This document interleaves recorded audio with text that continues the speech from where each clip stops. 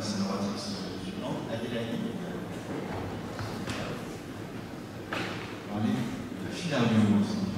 Bonjour, donc je suis Adélanie. Je vais présenter en fait la relation entre un hématode bronchocercidé et un acarien de la famille de macronicidés dans un modèle d'expérimentation neurale de filariose.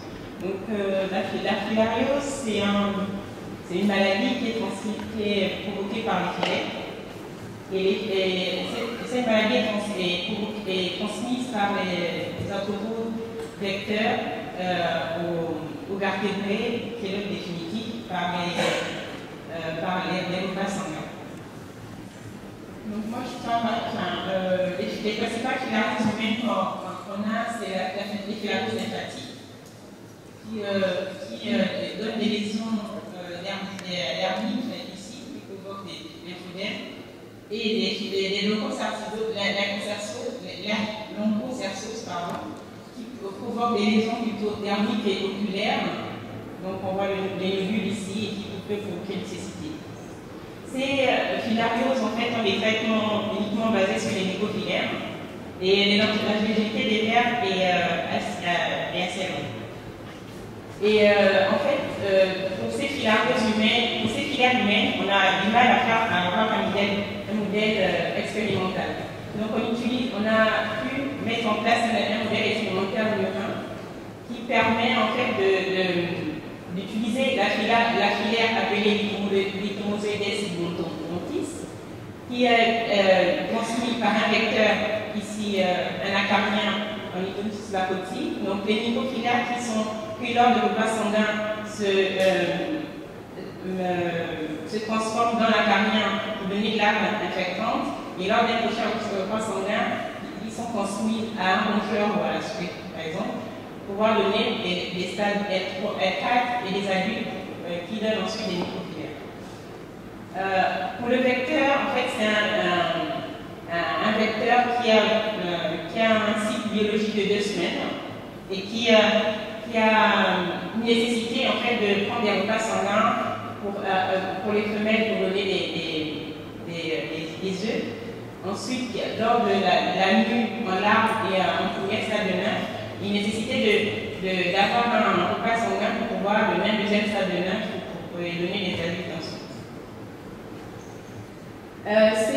Lors de repas sanguins, les vecteurs en fait contribuent à réguler la fréquence immunitaire du vertébré par le biais des sécrétions de plusieurs facteurs.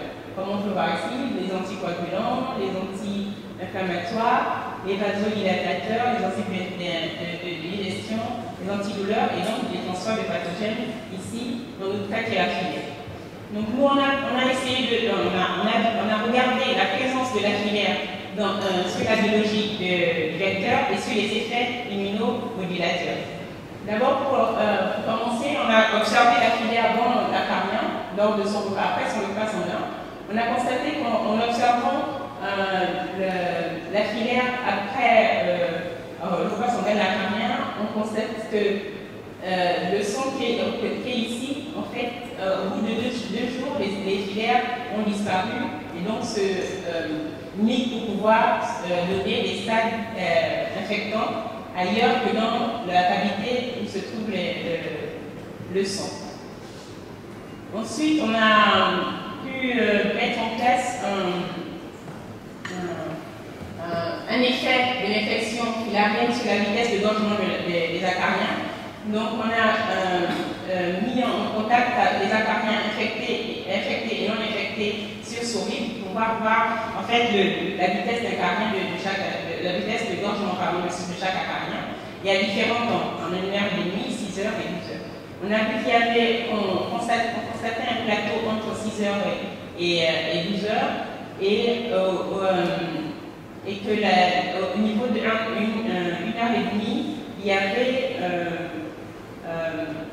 une différence entre les acariens infectés et les acariens non infectés. Donc les acariens non infectés se gorgeaient plus rapidement.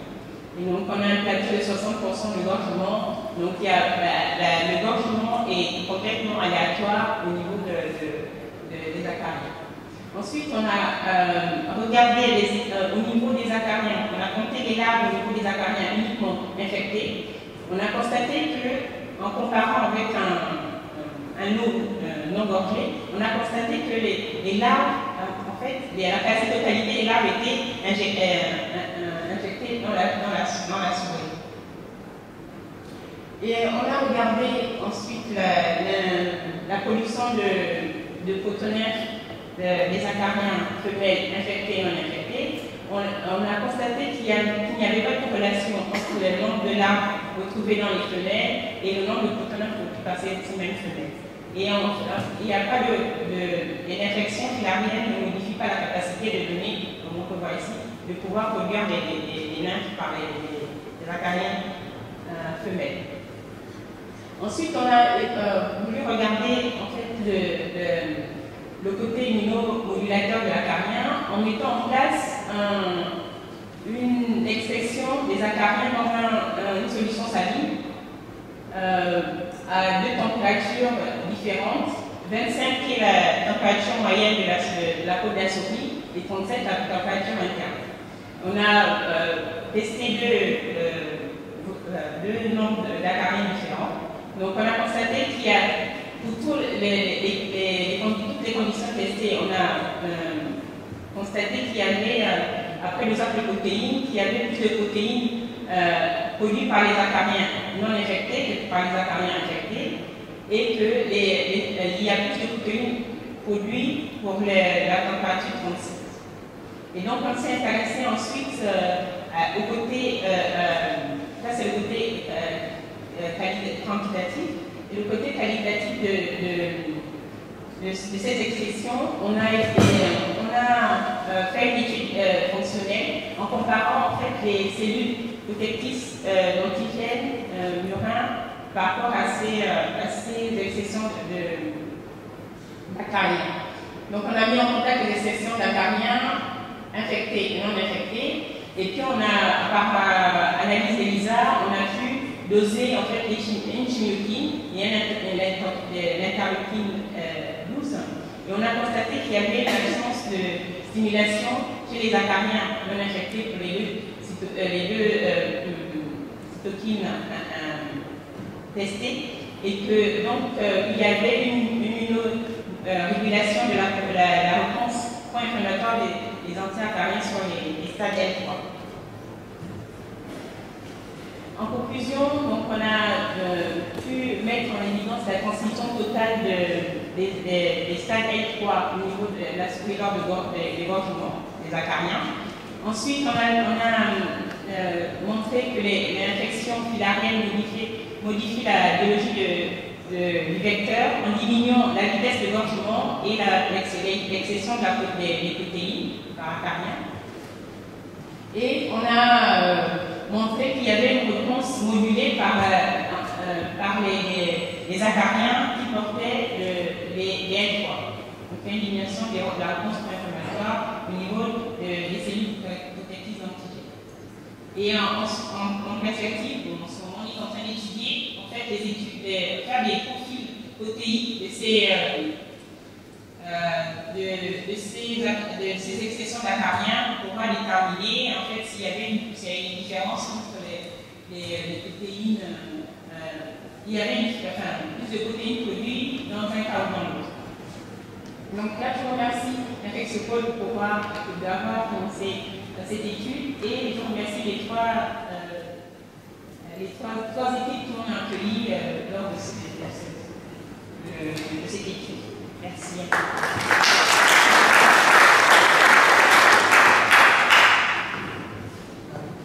Deux questions. La première concernant la question que j'ai tout à l'heure sur la thermolabilité de ces facteurs.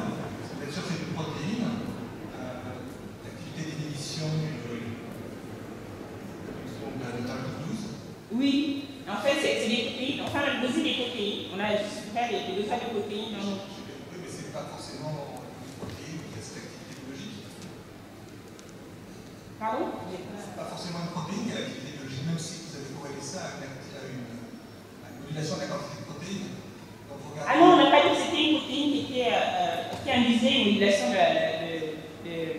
la diminution de On a dit c'est l'excession, l'ensemble de l'excession d'acariens qui module en fait les différentes cytokines qu'on a pu regarder par Elisa. L'excession anti. Est-ce que les extraits d'acariens infectés inhibent également la production d'interleukine 12 induite par le LPS ou par d'autres facteurs? En parallèle avec le LPS, en mettant le LPS. Vous avez des cellules, j'imagine que c'est des cellules dans des GCSL, c'est pas ce que Oui. Si vous ajoutez du LPS, vous abusez la production d'interleukine 12. Oui. Est-ce que si en plus du LPS, vous ajoutez votre extrait d'acariens infectés, est-ce que ça inhibe la production d'interleukine 12 induite par le LPS? On ne l'a pas fait en mélangeant le LPS. On a fait aussi ça en comparant avec le LPS qui induit justement cette augmentation de l'interleukine. Mais on n'a pas mélangé l'excession et le LPS. On n'a pas fait. La filière que vous utilisez contient des volatiles? Oui. Si j'ai bien compris, donc il n'y a pas de. Les acariens infectés donc, par les filaires n'ont aucune action sur la fertilité des acariens? Non. Aucune action? Aucune. On a regardé, il n'y a pas d'impact sur la fertilité de l'acarien.